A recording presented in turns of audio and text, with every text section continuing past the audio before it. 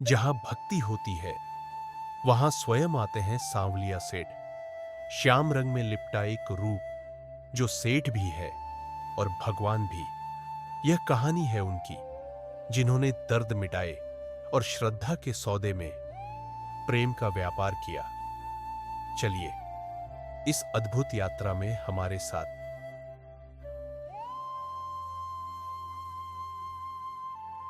राजस्थान राज्य के चित्तौड़गढ़ जिले में स्थित बागुंड गांव की सुबह आम दिनों जैसी ही थी।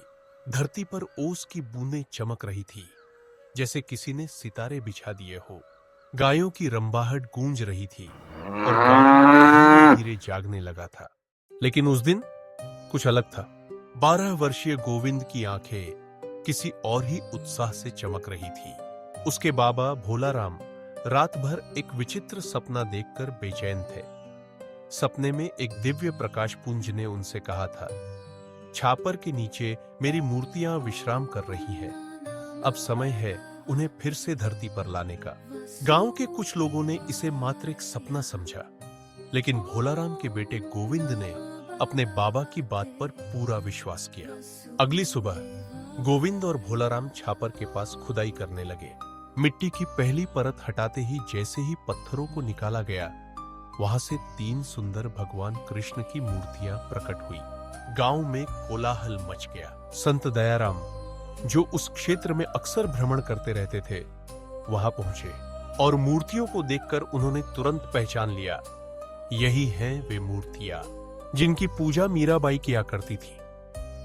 मुगलों के आक्रमण से पहले प्रभु की प्रेरणा से हमने इन्हें बचाकर बागुंड भातसौड़ा की छापर में एक वट वृक्ष के नीचे गड्ढा खोदकर सुरक्षित पधरा दिया था। फैसला हुआ कि तीनों मूर्तियों को अलग अलग गांवों में स्थापित किया जाए। भोलाराम के बेटे गोविंद की आंखों में आंसू थे जब बागुंड की छापर में मिली एक मूर्ति वहीं स्थापित की गई।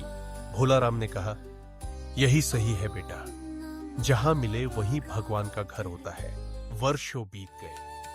राजस्थान राज्य के चित्तौड़गढ़ जिले में स्थित बागुंड, भातसोड़ा और मंडफिया तीनों गांवों में मंदिर बने। इन तीनों मंदिरों में मंडफिया के मंदिर को सांवलिया जी धाम अर्थात सांवलिया का निवास के रूप में प्रतिष्ठा प्राप्त हुई। भोलाराम का बेटा गोविंद अब वृद्ध हो चुका था, लेकिन हर महीने अमावस्या के मेले में वह मंदिर अवश्य आता और दूर दूर से आए भक्तों को श्रद्धा से भरा देखता और अपनी पोती को कहता, याद रखो बिटिया, ये वही ठाकुर है जिन्हें हमने छापर की मिट्टी से निकाला था।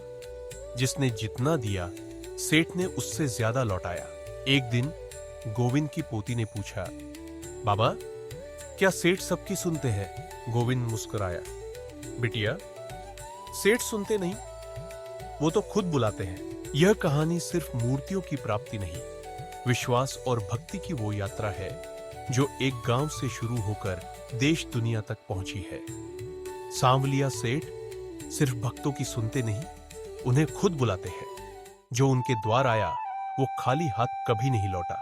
और याद रखे, गौ सेवा केवल धर्म नहीं, भक्ति का वो माध्यम है जिससे ठाकुर जी सबसे जल्दी प्रसन्न होते हैं।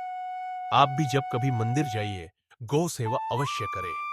वही सच्चा व्यापार है जिसमें घाटा नहीं, केवल आशीर्वाद होता है।